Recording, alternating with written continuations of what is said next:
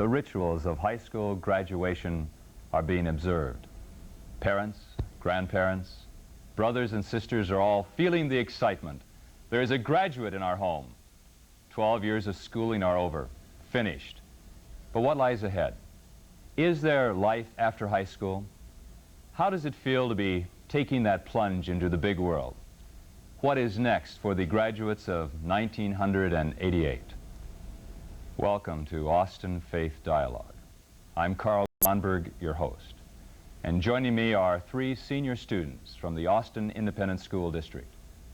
To my immediate left is Rhonda Green from Stephen F. Austin High School, Greg Althouse from Lyndon Baines Johnson High School, and Marcia Gibbs of John H. Reagan High School.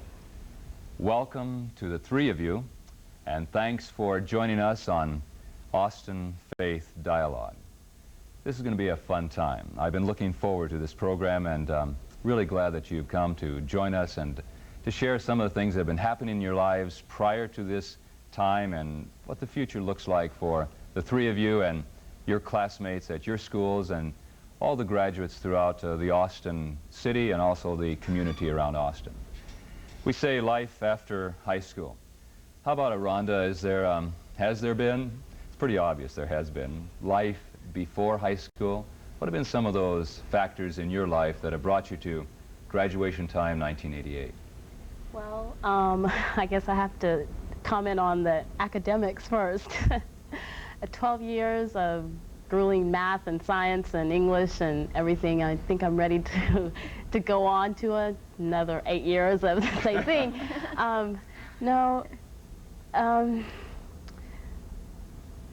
My family life, my church, and just the people that I love and love me and care for me, that just help me in my life, and they're very important. All of those are important parts in the bonding that goes on in life. Family, you mentioned, your home congregation, you mentioned, as being a part of your life, your value system, those who love you and with whom you've shared life. What about growing up? Have you grown up here in Austin, and where did you go to school, in elementary school and junior high? Well, I was born in Washington, D.C., and I lived in Silver Springs, Maryland for 7 years, and then we moved to Austin, and I attended Matthews Elementary and went on to O. Henry Junior High, and now I'm at Austin High School. We want to talk more about Austin High School, but let's move on to the guy sitting next to you, Greg. And Greg, how about you? I've known you since you were a small child, and so I'm really pleased that you're on the program. But tell me a little bit about those factors and influences in your life that brings you to be a graduate of LBJ in 1988. Well, mainly my family, the strong nucleus of my family. They have helped me and encouraged me a lot. Also, the school itself, teachers have cared and tried to help me move along in my career academically. And also my church, they've played a major part in getting me morals and values. And also my activities with scouting has also helped me in the fact that it's given me people to meet and get to know. Let's pick that up a little bit. I'd like to pursue that. You are an Eagle Scout, and I was pleased to be there at your Eagle Scout ceremony, and we'll talk a little bit about scouting and the projects that you did in the community and for your home congregation. But Marcia, let's move to you. Marcia Gibbs, a graduate of John H. Reagan High School. Tell us a little bit about life before high school. What was it like for Marcia? Well, I went to Graham Elementary School, and I just absolutely loved it. It was one of the greatest experiences, and it was such a learning experience for me. I loved all my teachers, and I had a real attraction to a lot of my teachers. I could understand them, and I looked up to them so much, and in teaching me and the things that I learned. And I just really appreciated all that I learned there, and because I was such an outgoing student. I was always, getting good grades and stuff like that. I'm still doing that, but I've always been that way, and so I've always just had good experiences in school. You were programmed early on to do well with your grades, is that right? Yes, definitely. I'd like to ask the three of you, this is just kind of information for me, and maybe some of the people in the viewing audience might enjoy this also. Did the three of you, did you go to preschool Did you learn early on that it was fun and exciting to learn and to explore books and those kinds of things? Were you enrolled in a preschool, Marcia? Did you go to any kind of preschool before you started kindergarten? The only preschool that I can remember is at my church, where we learned to read and do puzzles and things like that. Was reading a part of your family life? Did your parents read to you when you were small? Do you remember? Oh yes. I loved to sit with my dad or my mom and have them read me a book at night. They used to do that before I went to bed. I am so excited about Fond reading. memories. Yeah, that is fun to read. And I think those are the memories that your parents build in your mind, that you can remember that they shared that time of reading with you. One of the reasons I'm excited, I don't know if I've told the three of you this, that I'm excited about graduation 1988 because we have a graduate in our family. Our daughter, Kristen, is going to be graduating from Johnston High School. Now, that's been a good experience for her, and she's enjoyed Johnston High School and the students there. And I can remember when she was just a small child, Marcia, that I'd read to her. And I loved all those Little House on the Prairie books, and I'd start crying as I read those. Yeah. They're very moving books, but it was a part of our lifestyle to learn that reading was exciting and a part of life. So there was life before high school. And then, Rhonda, I guess you decided on Austin High. Why? Was that in your area, or did you just decide you wanted to go to Austin High? When we first moved here, it was, and that's why I went to Matthews Elementary, which is in the same district. And we moved out in South, and I had the friends and the people that I had pretty much grown up with since I had been in Austin, and I just wanted to remain with the same So you people. kind of stayed with the same group of kids from elementary to junior high to high school. Yes. Yeah, that's a very interesting thing, and you enjoyed that experience.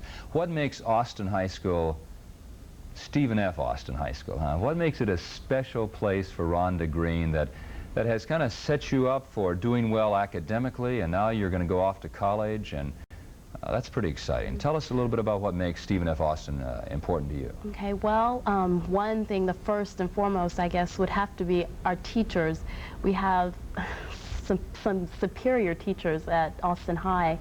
And secondly, the students. There are a lot of students who really want to learn, and that's important. If you're in a class with people that want to learn and want to have these different experiences, then it makes it that much better. Hold on, wait, let me interrupt. May I, please? What happens if you're in a classroom where you're not really tuned into the teacher and the teacher's not tuned into you? Did you have that experience ever? Oh, maybe a couple of days or so out. But that After a just, while, it doesn't mean anything. You leave kind of feeling, well, why did I just spend an hour in that classroom? And it just seems Did you go over and talk to the teacher about that? I'm not really feeling that I'm learning much in this classroom. Did you ever do that? I have done that before. I don't know, I felt kind of strange doing it. It was last year at some point. I won't mention who, Right. but it helped though, Right. because she talked to me and it helped, and I did pay attention. I did enjoy the class for the rest of the year, so it was really important to me. And that kind of interchange, I think, is really important. That a teacher and a student, because you're both involved in one enterprise, you want to learn. And the teacher wants to teach and you want to learn, and that's the whole objective, so that you could say, I want to learn. What about if you had classmates who didn't want to learn? What would you do in a situation like that? Become extremely frustrated, because it's in a couple of my classes we do like maybe simulation games, mainly in social studies area, social government and so on. And when you're in a situation like that with someone who just doesn't want to go through the experience and get all they can from it, then it kind of lessens your experience. And it's just really frustrating that you can't change that. Were you kind of jealous about your time in school, that you wanted that to be a special time for you? Yes. And learning was fun? Huh? Work, yeah, you talked about the hard work of the academic world, but learning is fun. Marcia, how about you? Did you ever have that experience where with a teacher that you just weren't in sync with the teacher and yet you wanted to learn and went up and talked to the teacher, or were you always right there in line with the teacher? I think that's more me. I don't think I've ever had any problems with teachers. I've always had such good experiences with teaching and learning from my teachers, although I have been frustrated many times with other students in the class who didn't want to learn. That's a very hard experience. It's For very any of the young people who are coming up now in school and are maybe 9th and 10th graders, maybe how about those who are in 8th grade looking forward to high school? I have a son who's going to be doing that. And one of the concerns we have is that he be in a room where people will learn. What would you say to somebody like that? What would you say to a student entering high school if he gets into a classroom where some of the kids don't want to learn? What can you do? Well, I guess the thing that I would do would be to say something to them. Otherwise, it would just probably go on. The situation would go on like that. And you would have to say something to them if you want the situation to change. That's what I would do. What would you like best, Marcia? What class did you, there's so many that you like, but what class did you enjoy? Can you single out one of them that you really enjoyed?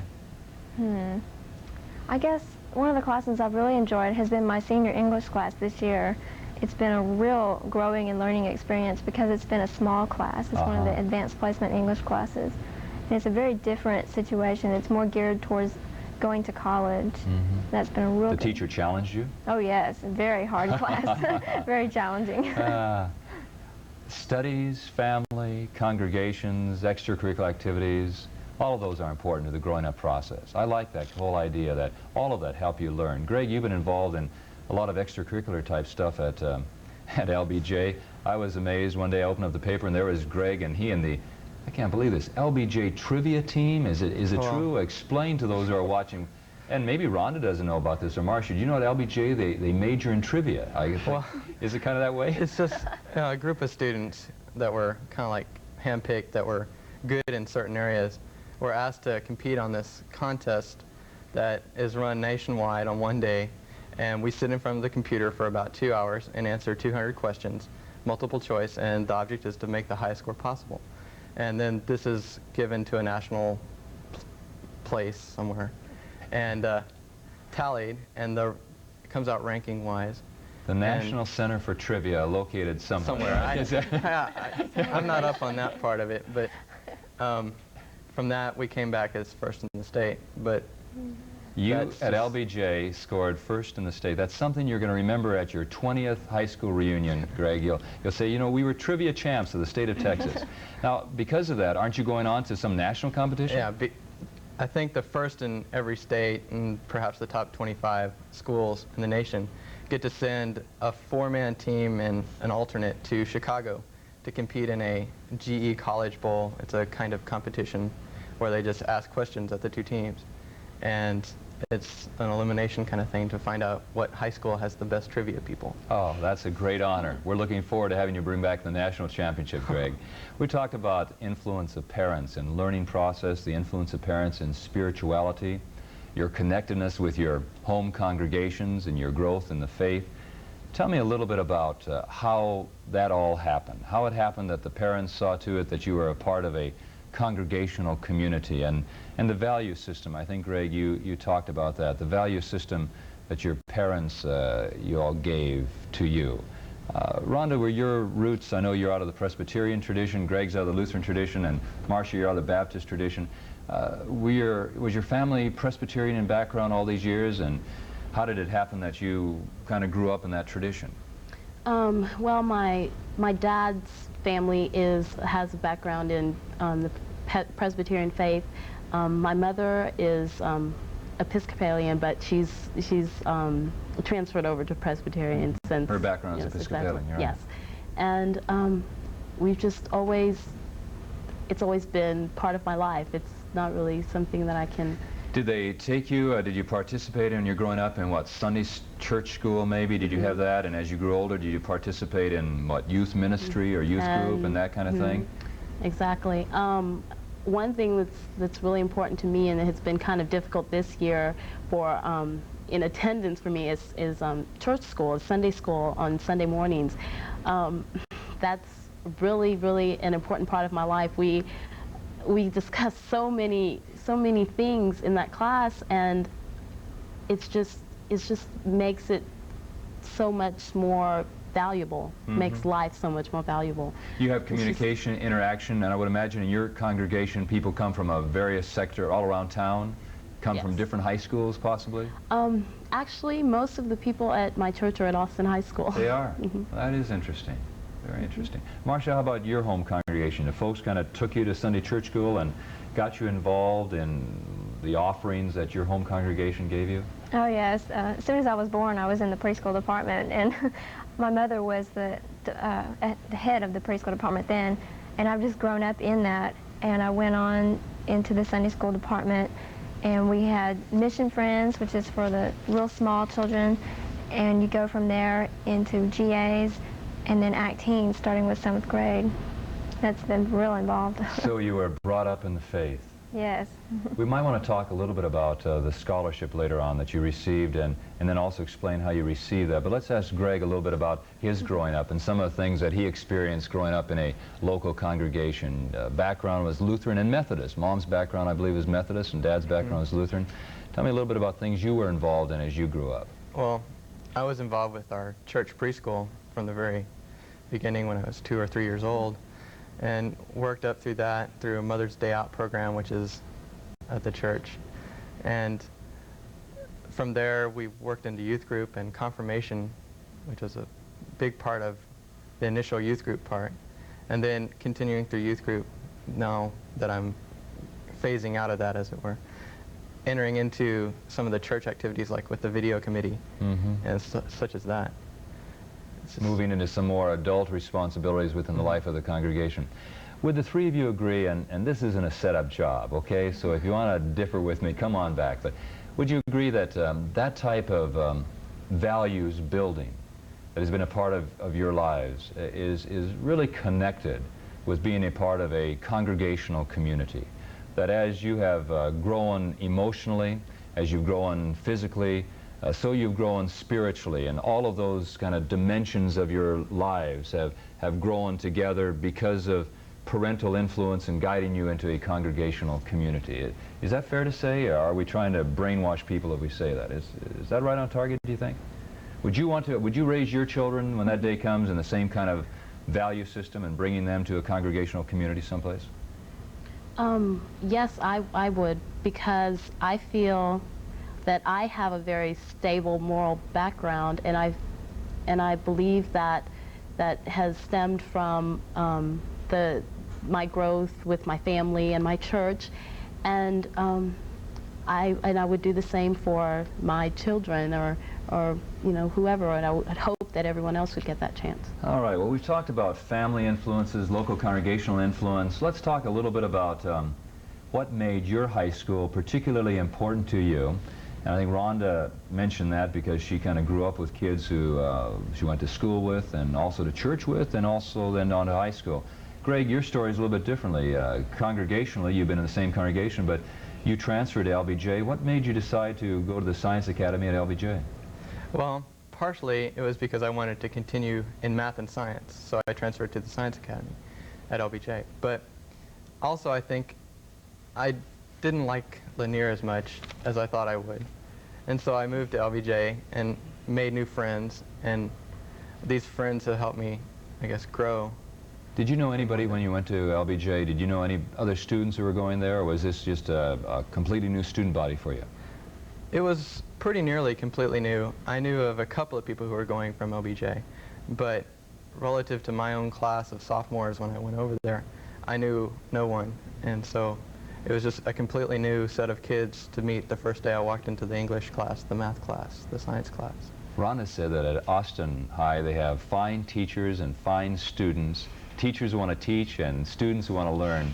What makes LBJ a special school for you so that when you come back to your reunions you can say, boy, am I ever glad that I decided to go to LBJ?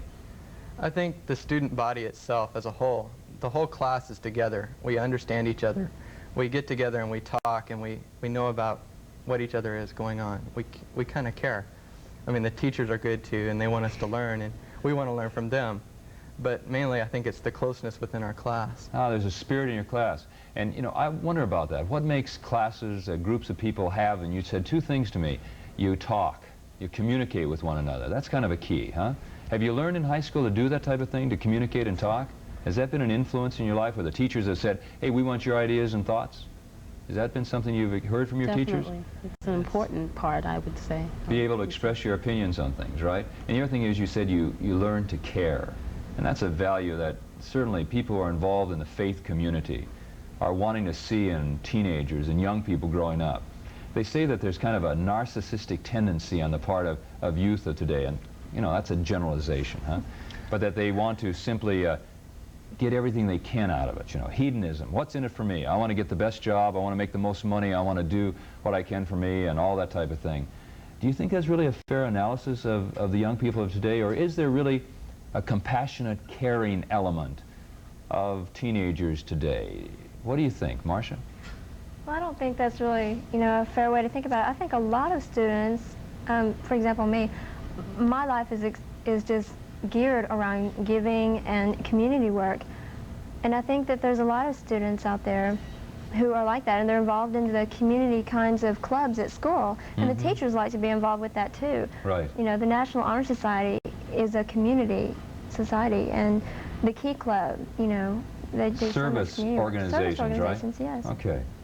That's one of the interesting things I mentioned to you before we went on the air about Doonesbury, that cartoon, and it was in Sunday's paper, and I asked you if you'd seen it, and you're so academic, you probably don't read the cartoons. Is that right? You never read the comics on Sunday? That's kind of a ritual, in our family. We have to read the comics because there's such wisdom in the comics. And anyway, Doonesbury was saying it was a graduation commencement, and this man was up there speaking and all these platitudes, and I think they're probably showing them on the screen about now that here this guy is giving his commencement address and saying you're going to go out in the world and you're going to be able to help all these people, and then all of a sudden the guy says, I need some money for food, help, help, and the commencement speaker says, get lost, it's not time yet. How have you all shown care for the community? What are some of the projects you've done either through service projects in your high schools or in your home congregations, or maybe something your families have done, your nuclear family? What's something that you've been involved in, Greg, during your high school years? Well, our school as a whole, they have food drives every now and then, especially around Christmas, through the Blue Santa program for the police department. And then also they use adopt-a-family programs for poor families. We also, through the NHS, we've adopted families. NHS is? National Honor Society. Thanks. Have adopted families and had food drives, such as that. Great. Through our church, we also have funds set aside through which we can dole out to the poor. We also have a food pantry to which we can go to. We also have youth crop walks, which is done every spring, where you go and make donations and you get sponsors for the crop walk. Did you get some sponsors through the years? Have you had? Did you ever run with me? No, You never made that run. I always challenge the youth in the parish to run with the pastor, and there are some who'll take that challenge and others who don't. Greg, you never accept that challenge? Never had the opportunity. I've always wanted to. Yeah, I bet you have. Test the mettle of our pastor. Yes, test the character and mettle. Yeah, he's a character. Rhonda, how about you? What in your school? Well, we do have the food drives at Christmas and the Blue Santa program and everything. There was one thing that we did in our band program this year. We decided to adopt a family, and we, like each class of our band, 9th, 10th, 11th, and 12th, each class collected money, and we adopted a family, and the band officers took the food over to the houses, and it was just, I don't know, I cry a lot, and I cried then too. Moving experience. It was just, it really was. Would you say that your classmates as a whole are compassionate, that the young people of your time and place are compassionate? Yes, I would definitely say so. Life before, life during high school, you've had good times. You really had a good high school experience. Let's just talk briefly and quickly about the future, okay?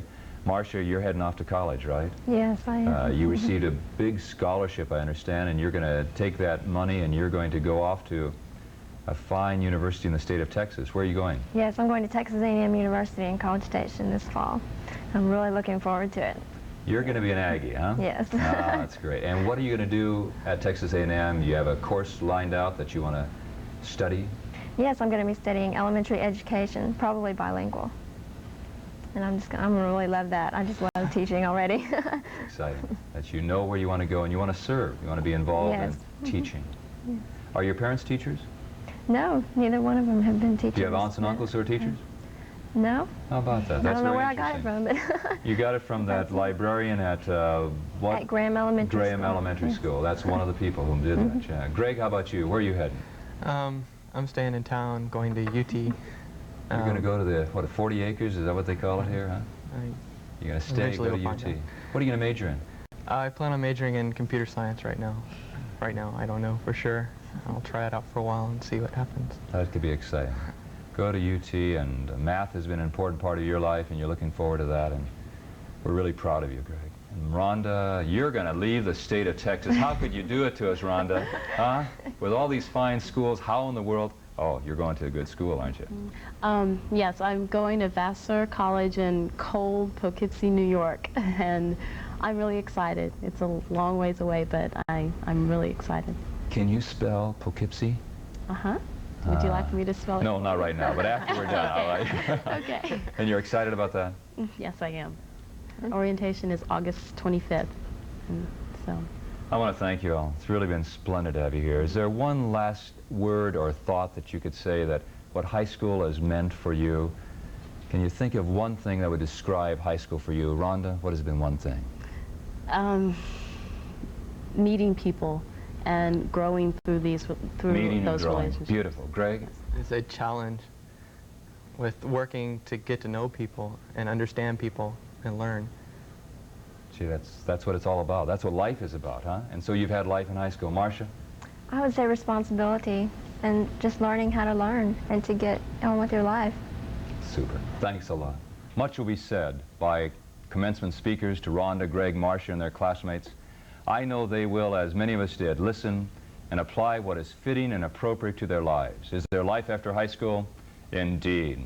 It is easy to believe with such people as we met tonight, and those we know personally, this is an exciting day for all of us. Best wishes to all of you graduates of 1988.